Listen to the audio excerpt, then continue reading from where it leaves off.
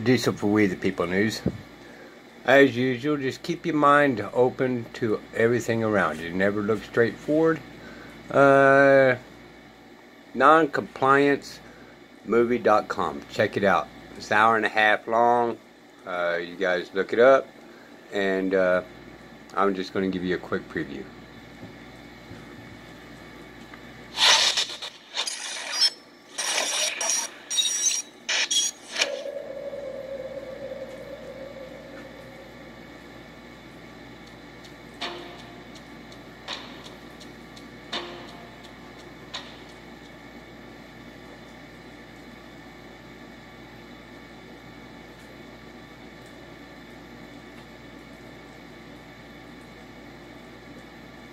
All right, without further ado,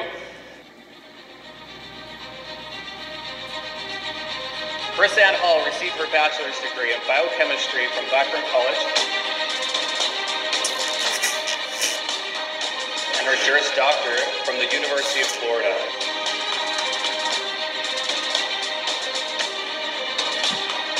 She served in the U.S. Army as a military intelligence cryptologic linguist. Prosecutor for the state of Florida for nearly a decade.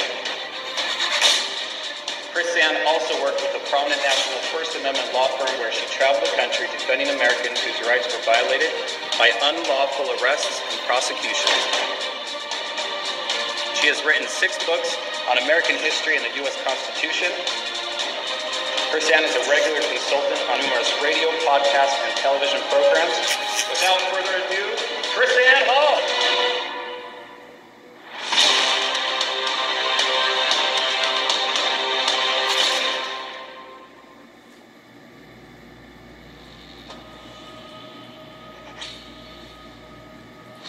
I can't thank you enough for being a part of this with us. And I just want to express my personal thanks to the church for allowing us to come. Maybe you don't experience this like we do. Maybe you don't see this the way that we do. But when we travel around the country, there are churches who refuse to allow us to use their facilities to teach. They believe that the Constitution is too political. As a young man, was pretty much brought up in church. There was this unspoken or even sometimes spoken rule that religion and politics don't mix. And that for some strange reason, Christians should not be involved in politics. And even more so, you wouldn't dare speak out against the government or somehow resist or not do what they say. Christians have to be involved in politics. God commands it. The scripture supports that. I always heard it through Romans 13 presentation that we were basically taught enjoined us to slavish submission to government. Like, you just submit no matter what. There was really no evaluation of what maybe the directive might be. One of the most powerful voices in America is being silenced by errant teaching from the pulpit.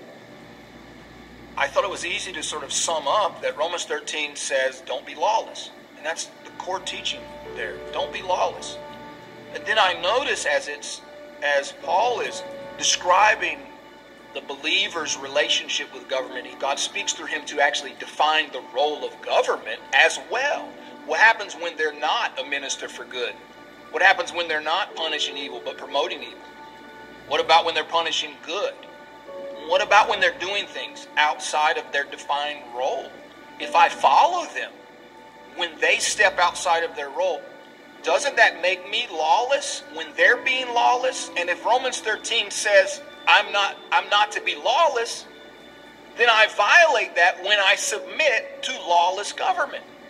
I started looking at the Old Testament and other stories in the New Testament and found all of these examples of people of God saying no to unrighteous government, to unlawful government, resisting. Romans 13 does not teach a slavish submission to government, because if it did, then the Hebrew midwives in Exodus violated biblical principles. Daniel, by resisting government, violated principles. God himself recruiting Moses to resist the king, Pharaoh. We would have to have God violating the very principles that he allegedly laid down. So I don't believe the Bible entertains the notion of uninvolved people of God. There is no passive Christianity.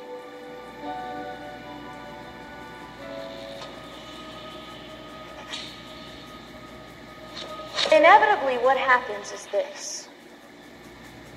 One person will stand up, and then everybody else will stand. Throughout history, the power of change rests in the actions of one person. Our entire independence movement began with a man named James Otis Jr. A man who stood up, who was a government employee, quit his job because he could not participate in the government overreach, violating the rights of the people.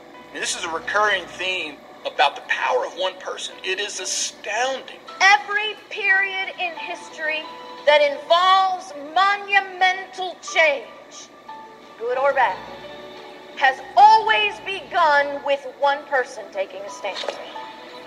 Every turn of event through history hinged upon a single person. For good or for bad, it always came down to a single individual. One man reaching out to others, to educate, to inspire, to ignite them into action. If it had not been for James Otis Jr., one man standing up and saying, no more. Not only will I not participate, I will not comply, and I will teach others the power of noncompliance as a right of the people, the power of one to reach many, to unite under the banner of liberty, to the securing of the rights of every individual today, tomorrow, and for posterity. It is human nature to look for a leader. It is human nature to stay where you're comfortable. We can't wait for what is the group going to do when we get 100 people, when we get 1,000 people together. Boy, then we can do something.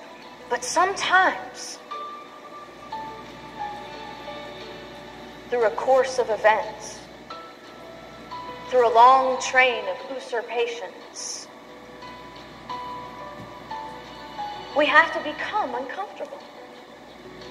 Change will not happen without movement. And when we've been sedentary, when we've been comfortable for a very long time, movement is uncomfortable. We have been training our generations in the wrong information about government. We have been training them to be submissive and compliant to authority. We have forgotten that we, the people, are the rulers over government, and we have allowed government to be the rulers over people. If we truly want that to change, we have to stop looking for leaders and start being them. I believe you're here today with us. You have sacrificed this period of your time today because you believe that America is worth fighting for. I believe that you're here today because you recognize on this level that it's going to take a certain amount of sacrifice. Unanimously, the groups that I speak to all believe, all know that our governments are out of control. Right, left, liberal, conservative. But everywhere I go, what do you think the most asked question I get is? How do we fix this? We have activist judges. We have governors that act more like monarchs than representatives of the people. We have sheriffs who blindly enforce law. We have county commissioners and city councilmen and state legislators that simply ignore the people and trample the rights of their constituents. We have a Congress that seems more concerned about politics and special interest than the liberties of the people. How do we fix this? If we had been teaching history properly for the last 100 years, if we had been teaching the Constitution properly for the last 100 years, we wouldn't have that question. We wouldn't be where we are today, mind you. But we wouldn't have that question because we'd know exactly what to do. I started reading the Constitution itself and what it means. And I thought to myself, we weren't taught this in law school. We don't teach this in grade school. We don't teach this in high school. We don't teach this in college. These are things that anybody can get on their cell phone. They can read this. They can know this. Why is this information being hidden from us? Why aren't we being taught? And I want to teach you, to equip you, so you can know the truth about limited government power. To inspire you, to ignite you, to be the leader your spirit is calling you to be.